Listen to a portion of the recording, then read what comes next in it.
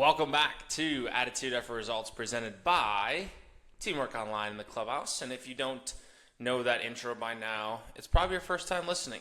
And if it is your first time listening, welcome. We usually start with come on the journey with us. Attitude Effort Results in this podcast is a journey. It is a journey for Hunter and I to grow in our skills and professional life and personal life. It's also a journey for you guys to come on with us. So, what is Attitude Effort Results doing right now? A little bit of insight into our lives for those who are listening. We potentially, by the time this comes out or maybe right after, could be the official podcast of Teamwork Online. We also could not, so this could be a terrible foreshadowing.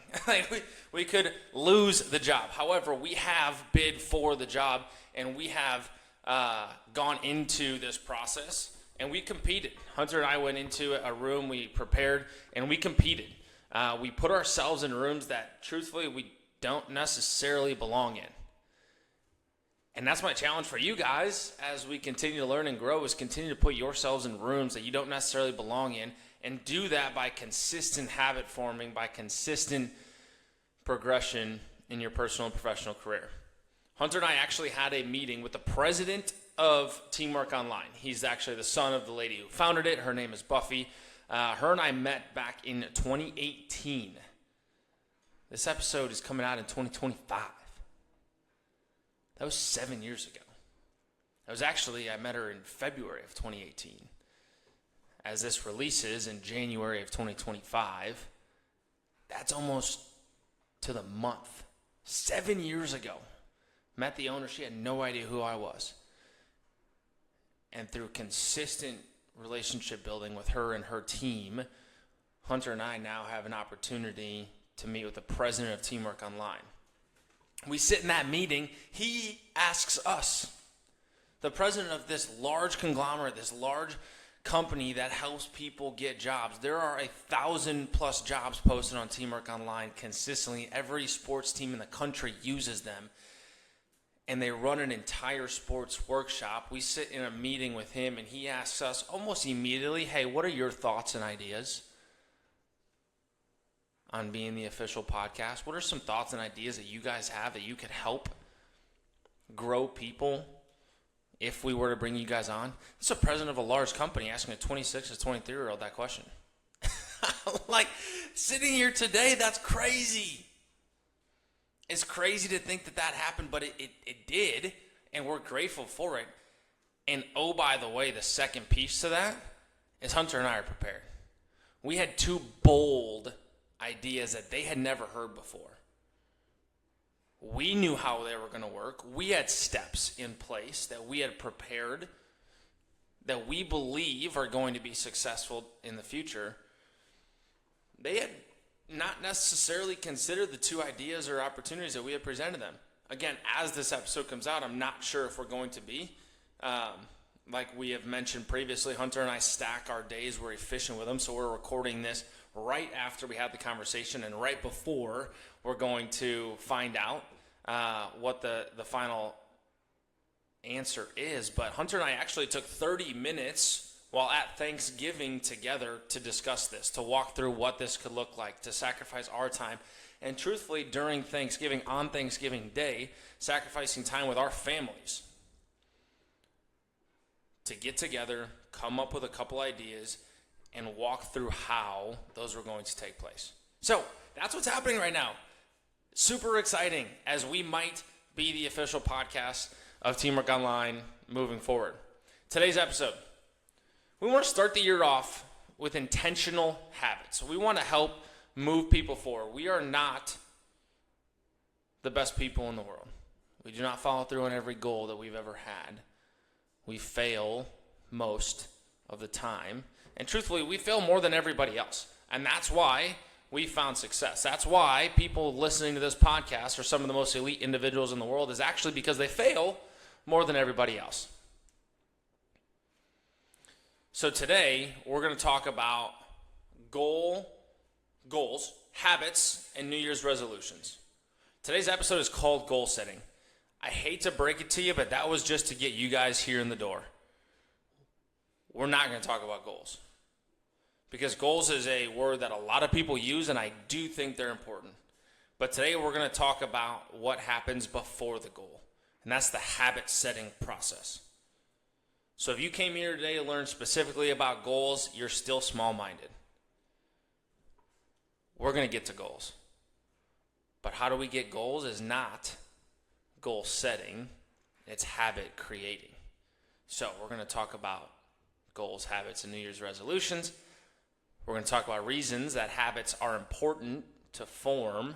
We're going to talk about actionable steps, which you guys know I love actionable steps because otherwise it's just me talking into a mic. Truthfully, everything that I say, you guys probably don't want to listen to every word. And so if I was just up here spewing words and having sounds come out of my mouth, that wouldn't be that much fun. So we're going to talk about actionable steps and how to create lasting habits. And we're going to talk about how we can reap what we sow.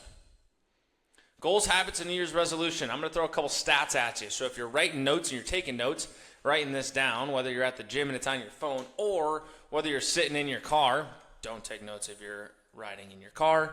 If you're sitting at home, take notes on these.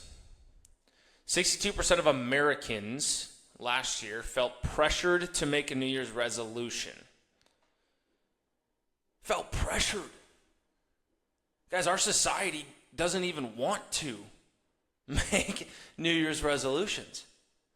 If you're listening to this, you have an opportunity to be one of the elite people, truthfully, not because we're the greatest at what we do, but because people are lazy and other people suck in this world. 62% of Americans last year felt pressured to make a goal. They don't even want to make goals. They don't even want to make New Year's resolutions, but they feel that culture is pushing them that way. You know, our culture isn't even a winning culture anymore. That's why everybody listening here, that's why we're so passionate about helping. That's why we're so passionate about bringing people along this journey. And truthfully, hopefully some of you guys are in front of us on this journey, is because we need people like you to go out and grab other people and pull them with you. You guys are the inspirational people in this world. Because 62% of Americans don't even want to get better. The positive piece here is adults ages 18 to 29, which is 52% of our audience, make up the biggest group who wanted to create resolutions. And that was 49% of that group. So half of this age group, 18 to 29, which also is our major listening group, you actually want to get better. And you are who is going to drive America forward. You are what going to separate our culture.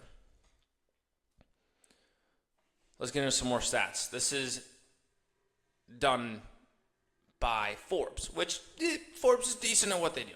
So we're going to take their word for it. 48% of people say improving fitness is their top priority in 2024. The next highest category is finances at 38. 36% of people say they want to improve mental health the most, 34 at weight loss, and diet at 32. So even in that, there's a couple pieces there. 48% is fitness, but diet is 32% and weight loss is 34%. Where's the discrepancy there? The reason I say that is because I think people are just like throwing words out there. Oh, I want my fitness to be better. Like, what does fitness mean? And what is that goal? Like, what is tangibly, what is I want to have my fitness better? Weight loss, I can tangibly set a weight loss goal. It could be 10 pounds. But fitness, like what is that tangible goal? Right? Improved diet, that's not a tangible goal. So what we're talking about today is going to go deeper into why I actually think goals and New Year's resolutions specifically, because that's what this study's talking about, are full of absolute BS. New Year's resolutions are full of absolute BS. And the reason being is because we don't have any specifics behind it, and we don't have any tangible or actionable steps to create to get those goals. We just throw it out there. And 62% of us just throw it out there because we feel like we should. Here's the horrifying part. That's not even the worst part of this study that came out and these stats. The most horrifying part of all this is 20% of everybody in this study said that they actually keep themselves accountable. 20% keep themselves accountable. You want to know the worst part about this? And then I'm done throwing stats at you for a little bit. 20% actually keep themselves accountable. 8% actually accomplish goals. 20% keep themselves accountable. 8% accomplish goals. That's terrible. If you're hitting 8 out of 100 baseballs in the MLB, fired. 8 out of 100 free throws in the NBA, fired. 8 out of 100 passes in the NFL, fired. If you're completing 8 out of 100 paintings that you're doing in your job, fired. If you're getting an 8% on any exam you've ever taken in your life, fail. Like 8% is really, really bad. In almost anything that you can imagine, 8% is absolutely atrocious. 8% closing rate in sales, that might be decent. Other than that, 8% of anything in life, pretty bad. So today we're going to walk through actionable steps on how to create habits, because habits help finish goals. We're not creating goals. We're not creating New Year's resolutions. We're going to take actionable steps to create habits, okay? Why did I just throw a lot of stats at you? I threw a lot of stats at you because this isn't me just speaking into a mic. This is real life. You have the power to change who you are. You have the power to change your lineage, your family dynamic, and I actually believe that for you. Maybe nobody's ever told you that. That sounds really bold. It sounds intense. It maybe even sounds scary, but I believe in you. My job, actually, let me say that again. I believe in you. I do. Like, I have a burning passion to help others because I genuinely believe people can do more than what they're putting out there right now, and people can change who they are for the better. I promise you that because I've seen it happen. I'm one of those people, and I've actually helped people do it. Not because of what I've done, but because of me actually believing in that person. It's that person who has everything that they need, all the qualities that they have. I just happen to have the opportunity to have a platform here called a podcast. That's it. My job and my goal is actually just to tell you that I love you. I trust you. I believe in you. That you can create strong habits. You can change your life. I believe that because I did it. I'm a farm kid. I'm a 6th generation farm kid who grew up in a town of 87 people. Yes, actually Google counted all 87 people of us that live in the town that I grew up in. I happen to have an opportunity because of the blessings I have and the habits I've created to set my family up for success. It's not easy. It actually sucks. I'm telling you this right now because it actually sucks. What we're going to talk about actually is terrible at times. But it's worth it. I promise you. Here's why habits are important to form. First is automatic behavior. Because once habits are established, they are performed subconsciously. Okay? I pray every morning with Callie. As soon as the alarm goes up, I physically turn my body and I physically put my feet on the floor. As soon as my feet hit the floor, by the time I turn my body and put my feet on the floor, Callie has rolled over in bed and stuck her hand out at 5 a.m. And if you guys know Callie, and I say this with a lot of love in my heart, she hates mornings. Coming directly from her. Like she hates mornings. Every morning at 5 a.m. she will roll over and put her hand out. And we say a prayer. And that prayer is thanksgiving. Listen, our goal is not to pray every morning. That's not our goal. The reason we do that is because we want to live a faith-centered life. And God is a major part of our life. So we created a habit to supplement our goal. Our goal is not to pray every morning. Our goal is to have a faith-centered life and to be thankful and grateful. So a habit is every morning we wake up, the first thing we think about every single morning is thankfulness. And guess what? We get to do it together. So we're being thankful together every single morning, starting our day. Every single morning. That's not a goal. That's a habit. Going to the gym, having good fitness, like 48% of the people in New Year's resolutions have as their top goal, is not a goal. Going to the gym is not a goal. It is not a New Year's resolution to get back in. I want to get back into the gym, and I want to be fit. And that's not a goal. Going to the gym, the action of going to the gym is actually a habit. Saving money and not buying a new car, saving money and not going out to dinner, not going out to eat, not going to parties, not having the nicest clothes, saving money and not doing those things is not the goal. It's the habit formed because the goal is to be financially free for the family one day.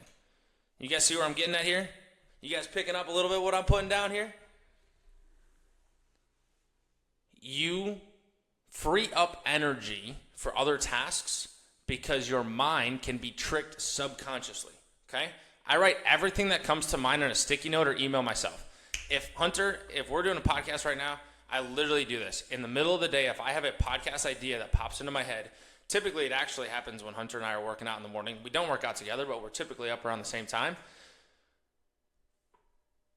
As soon as I have something in my mind, I write it down. Because right then and there, I'm focusing on the working out habit. Because I'm going to block off time. I'm going to save energy for me to have a podcasting habit right now, today. So Hunter and I will literally text each other. Here's an idea, here's an idea, here's an idea, here's a thought. This is what I'm thinking. But we don't actually go through with those ideas until we sit down and schedule time for the podcast, which is typically Sunday mornings, right after church. The reason I'm saying that is because a lot of people don't know the difference between important and urgent, okay? Habits are important, and habits become more important when you have the difference, when you can separate between what is urgent and what is important. If you guys have heard the 4 cylinders before, you're going to think I'm a little boring because I'm just repeating it. If you haven't, you're going to think I'm an absolute genius with creating this. Well, I didn't create it. There are 4 quadrants everything in life goes to. 4 quadrants. The top left is urgent and important. The top right is important but not urgent. The bottom left is urgent but not important. And the bottom right is unimportant and not urgent. We get these mixed up because what we do most of the time is the 2 urgents. Either it's urgent and not important or urgent and important. Well, guess what? They need to be separated because if it's not important, it doesn't need to happen right now. For Hunter and I, when we have podcast ideas and we're in the middle of our habit, it's important, but it is not urgent. Because if I was to sit in the middle of the gym and call Hunter and say, hey, I got this idea, here's what I'm thinking, what do you think? And he's in the middle of his gym routine, well, guess what? That's important because this is important for you guys to create these podcast episodes, but it's not urgent. And we just screwed up our habit. So while you're forming habits, make sure you know what is important and what is urgent and categorize them by those 4. Create habits so you can free up energy to do what is important. Your mind is always in survival mode and trying to use as little as energy as possible. Your mind is like most of the world. Super freaking lazy. Your mind is like most of the world. It is super lazy.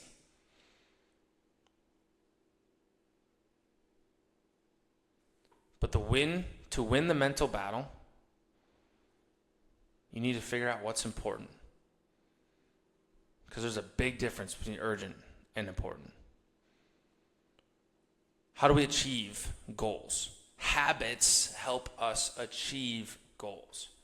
We don't create the goals to do that specific action like we just talked about. We create goals and now form habits to get our actions. Habits like exercise, a balanced diet, sufficient sleep can significantly promote physical and mental well-being, right? But physical and mental well-being isn't a specific goal.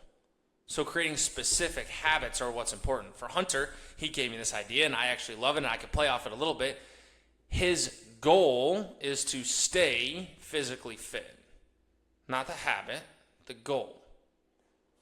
The habit is not eating chips every meal. The habit is eating healthy consistently. And oh, by the way, as soon as you have a habit, it stays in your system for a while.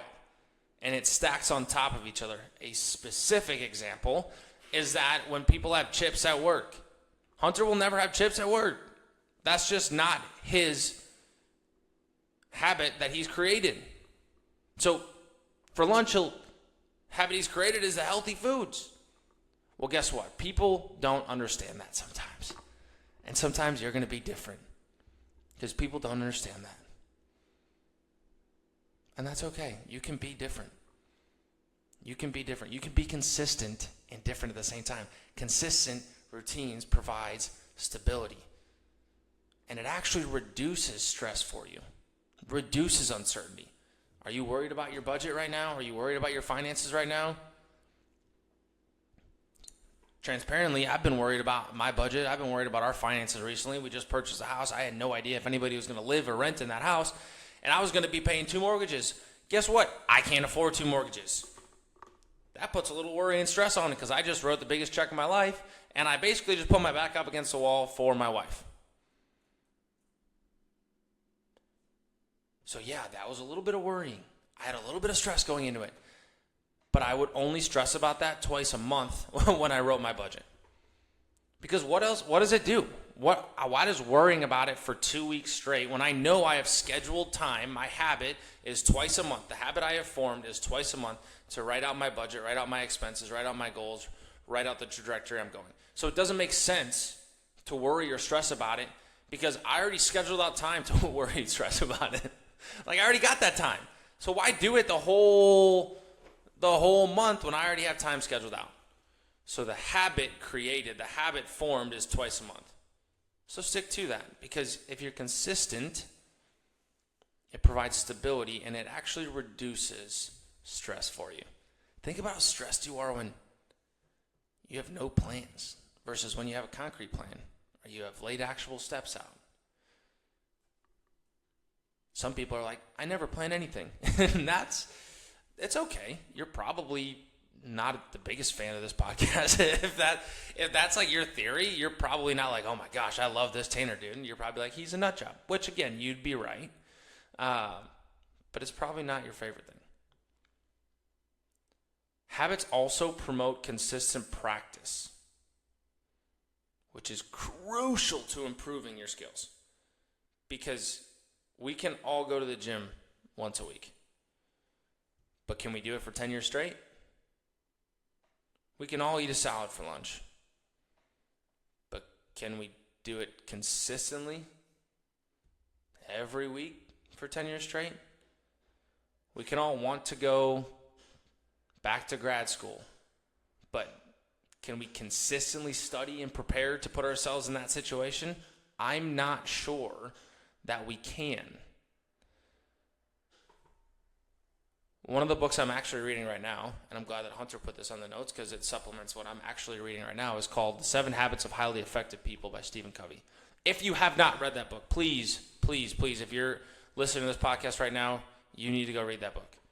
7 Habits of Highly Effective People by Stephen Covey. The book goes into detail on how to spur and nurture personal change. I'll just leave it at that. Again, it's just a little bit of a plug. It's just a little bit of supplementation for you. I'm not getting paid off of that book. I promise you Stephen Covey is because he's a genius. And it's been one of the top books in the entire world. I actually think it's number 2 in sales all time in the world behind the Bible. So I might be pulling that out of you-know-where, but I'm pretty sure that's the case. Because it's that important of a book. So you should go read it. And if you haven't read the Bible, we should do that too. But we're not going to get into that today because that's not what today's about. All right, actionable steps on how to create lasting habits. This is why you're here today. This is what fires me up. This is how we can talk here all day about this, that, and the other, but how can we actually put it into action? How can we actually put it into action? I'm going to start by giving you a quote from one of the top entrepreneurs the world has to offer. His name's James Clear. If you haven't heard James Clear, go look him up. There was a study performed by the British Journal of Health Psychology. Again, not my work. Somebody way smarter than me did this work. Here's what the study basically said. People who set an intention by creating an action plan of when and where to work out.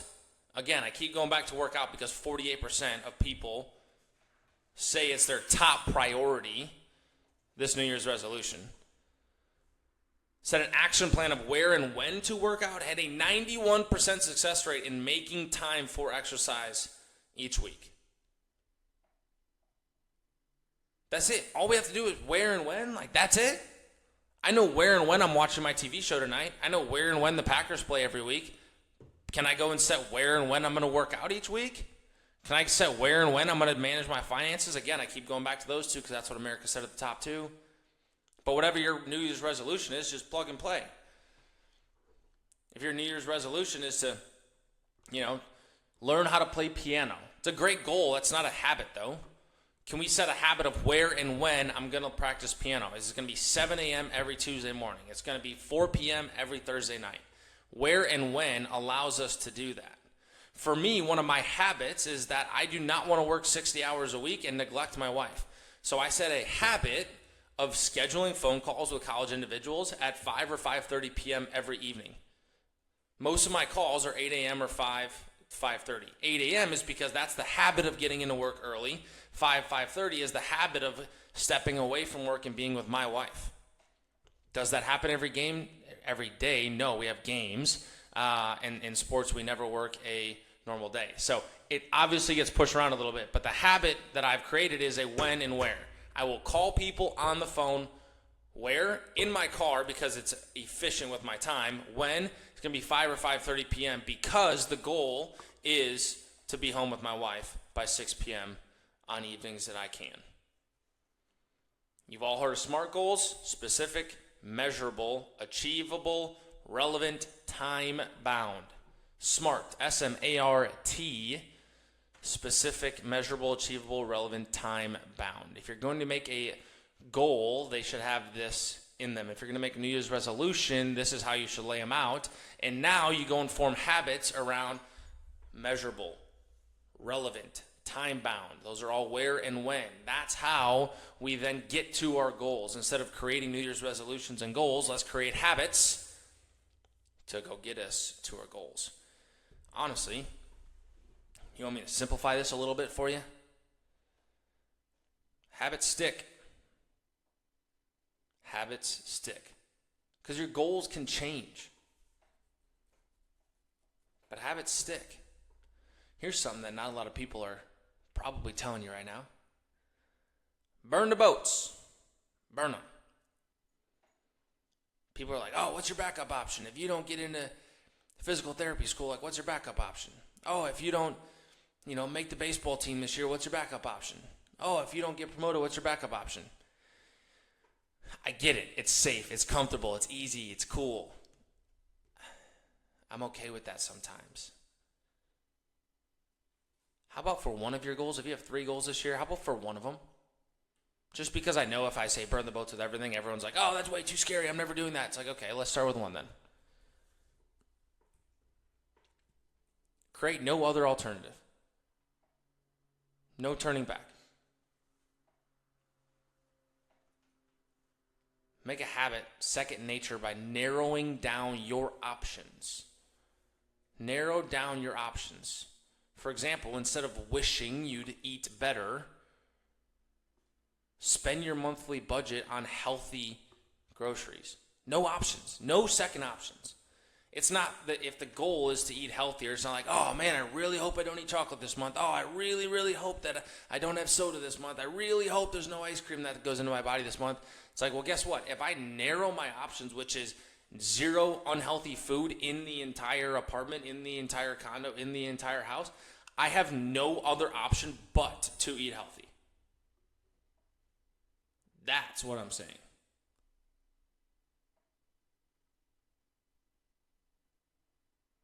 If you love what you're working toward, let's have some fun doing it. Because habits are fun. They're so fun. It creates a better life. It creates a better lifestyle. You have better friendships, better relationships because of it. Here's another quote by somebody who happens to be decent at what they do. Oprah Winfrey is her name. If you haven't heard of her, you should look her up. She says, if you really want to fly, harness your power to your passion. If you really want to fly, harness the power to your passion. Your ability to make your goals come to life comes down to how badly you want it. Do you actually want that goal, or are you 62% of America who just feels pressured into creating a New Year's resolution? Another study shows that you're much more likely to see lifestyle changes, not just New Year's goals, not just resolutions. I just switched those two up, but that's okay. It's not just some goal or resolution, it's a lifestyle change. You're much more likely to see your lifestyle change if you have a passion towards what that is. That doesn't mean there won't be hard work involved. I promise you there will be hard work involved. However, if you have the mindset and the potential energy and the passion to stop procrastinating and become one of those 8% of people who achieve their goals, you have a passion for those goals. One of Hunter's goals is to create a platform for people to, one, learn about the sports industry and business in general. You're going to see here really soon, we're going to start bringing business leaders on, not necessarily just sports, business leaders. We actually, way down the pipeline, have one of the youngest entrepreneurs in the entire world, and at one point he actually was the youngest business owner in America, coming on the podcast, which is so cool because I'm just going to leave it at that. I'm going to jump out of my seat because I had a 30-minute conversation with him, and I'm very excited for that interview. It hasn't taken place yet. It actually hasn't even been scheduled yet. But one of my goals is to provide value for you, and I'm so passionate about it that I'm telling you it's happening right now without even reaching out to him to schedule the interview. So if you didn't hear that, just go play that on 0.5 speed because I just talked really, really fast. All right, we're wrapping it up here. Create goals. Have habits in place to go get those goals. Don't just create goals. Don't just create New Year's resolutions. Create habits to go get those goals. And have a passion behind it. Make it mean something to you. Make it mean something to your family, to your future self, to somebody you love.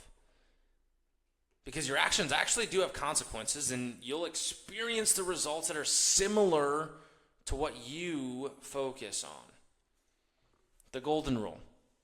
Do unto others as you would want done to you. I firmly believe you do good, good will happen to you. A little Bible verse for you today, Galatians 6:7-9 says, a man reaps, plural, what he sows. Whoever sows to please their flesh, from the flesh will reap destruction. Meaning, are you doing it for selfish reasons, or is your passion for your family? Is your passion for your future? Is your passion to help others? Go reap what you sow. Form habits to get your goals, and go reap what you sow. I'm going to end it with a quote from Ralph Waldo Emerson. Again, if you don't know who that is, stop living under a rock and enter that name into Google. He says, sow a thought, you reap an action. Sow an act, and you reap a habit. Sow a habit, and you reap a character. Sow a character, and you reap a destiny. I'm going to say that again. Sow a thought, and you reap an action. Sow an act, and you reap a habit. Sow a habit, and you reap a character. Sow a character, and you reap a destiny. Let's inspire others and continue to grow together.